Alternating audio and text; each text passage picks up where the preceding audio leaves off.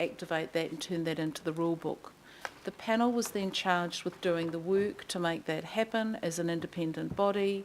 It then came back to our staff, and there was much discussion and debate around the table about why we didn't get the report immediately. It was absolutely correct that the staff got the panel's recommendations, and without political input, and without political jockeying for position, and without lobbying, they checked the robustness of that plan against the Auckland plan and the directions that this council had signed off. That's the work that they've done, and that's the format that the recommendations follow. Does it make the Auckland plan happen? Does it fulfil the policies that this council has set, that you yourself have voted on, and that the council's IMSB and other members have voted on? Does it make that happen? Is it fit for purpose? And are there technical issues that need to be addressed? Those are the recommendations we have in front of us. And most of us have managed to work through those adequately and in a timely way. It's very clear, it's exceedingly readable, and it's very, very straightforward. There has not been political input into that process. Mrs. Pruitt, would you like to? Yeah, just continuing on from the Deputy Mayor's comments, with any big piece of policy that is recommended to the Council for consideration, there is always a staff report that sets out the staff recommendations on that piece of policy. Of course, that does not mean that at the committee or governing body meeting in this case that new issues can be raised by the councillors, which we will then give staff advice on, and if the governing body so wishes, then that changes the recommendations of the staff. I think it's just the things that the staff have looked at is that we have been charged with looking at whether or not the recommendations of the panel are aligned with the case that this council directed staff to take to the independent hearings panel. And the way the report number 11 is structured takes you through those matters where we believe it is in accordance with the council's case, through to those issues that we have identified as not being in accordance with the council's case. But the decision about what is rejected or adopted by the panel sits very much in the hands of the governing body. The reports by officers is just to give you guidance and to give you some advice from the council case perspective. Madam Chair, I appreciate the information that you've given me and that of Mrs. Pruitt, but given that the independence hearing panel, when I read it in its entirety, it has had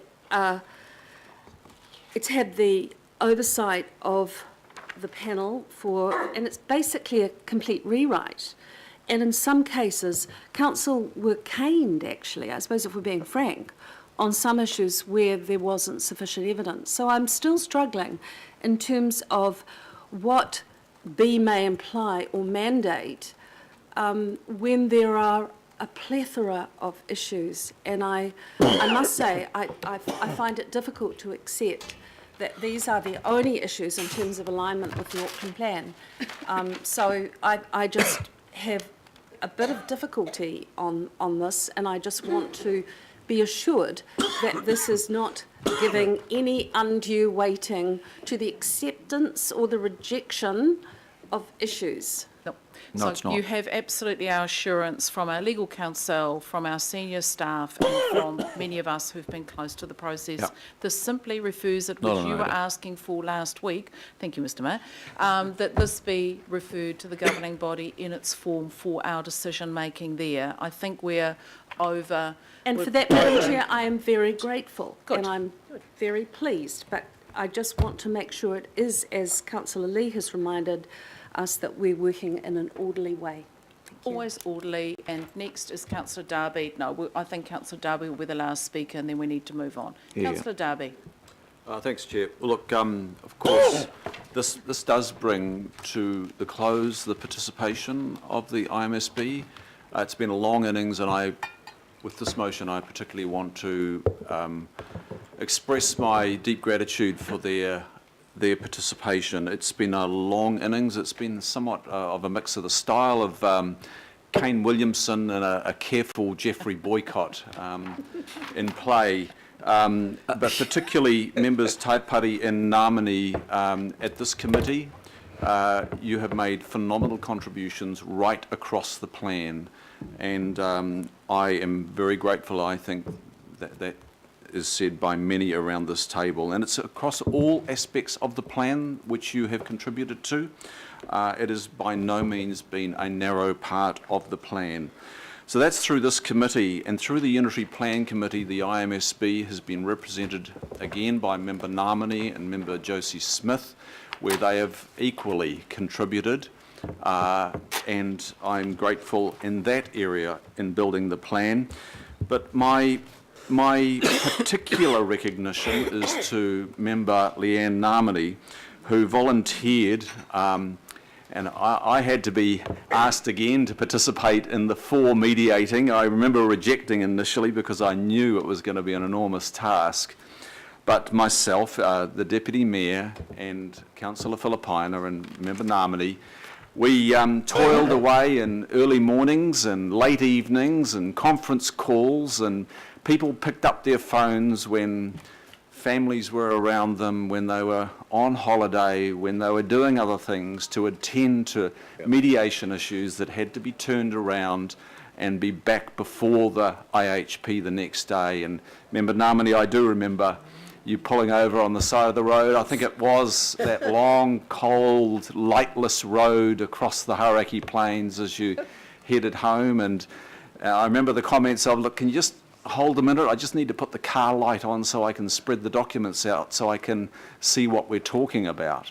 And this is a conference call about, you know, the most profound document that we have discussed in this 6 years of council. You know, a member of a mediation group just pulling over alone on the side of the road in the Hauraki there.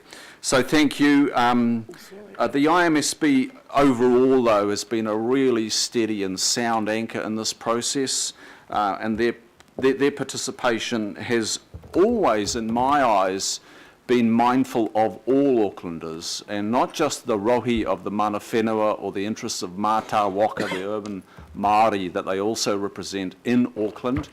And of course, it's taken some of us a little while to get our heads around what their rohi is, that it actually is our rohi, and I want to acknowledge that.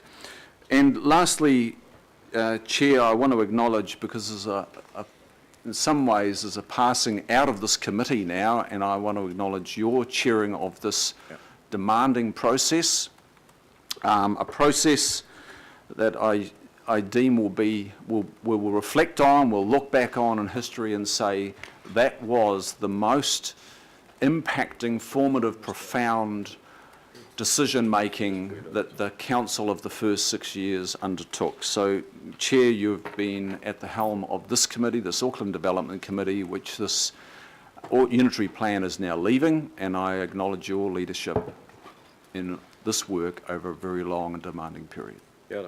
Thank you. Thank you, Councillor Darby. I appreciate those kind words and your huge support. I think we have canvassed this, and in particular the respect and aroha to our Independent Māori Statutory Board representatives, I think has been heartfelt, and I endorse that. I'm going to put that recommendation. All those in favour, please say aye. Aye. Against? And that's carried unanimously. I think that's quite a remarkable thing to have achieved. And please don't underestimate the feelings behind that. Can I just check? We got to sort of half an hour. We do actually have a lunch break scheduled for about 11:45, and we could turn this around in an hour, or we could actually perhaps take an early break and maybe start back at 12:30. As quick as possible. I think 12:30 we is should just good, Madam get Quick on as with it. possible. Yep, I think 12:30 is 12:30 good. might be as quick as possible. So I will close this meeting with huge thanks to everybody here, and we will start back at 12:30 with the governing body meeting. Thank you all.